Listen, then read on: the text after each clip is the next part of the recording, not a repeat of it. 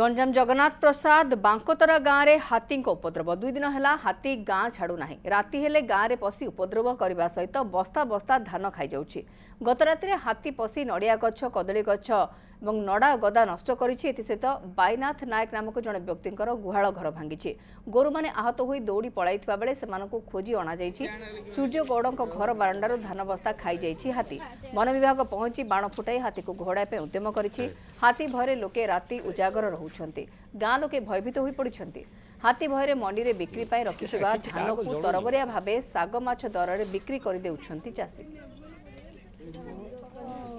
धान महापुर आइले खाईदेले थोइथलु दबु बोली मंडी की खाईदेले पुओ जाई भुवनेश्वर अस्पताल रे पछ बुक धरि की ऑपरेशन हेछि।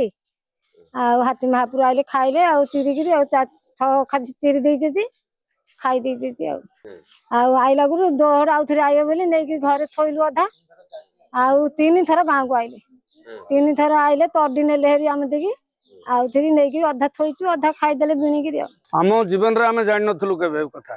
संध्या 9टा रु 12टा घंटे भितरे गाँ भितर पशि जो भली उपद्रव्य ग्रामवासी भारी भय चिंता प्रकट करी फॉरेस्ट डिपार्टमेंट आसी घौड़ेले। फॉरेस्ट डिपार्टमेंट घौड़ा परे एपटे अच्छी आउरी सेपटे बुलिकी आउ थे गाँ भितर पशिले। ये परिस्थिति रे ग्रामवासी भारी भयभ्रांति होगी।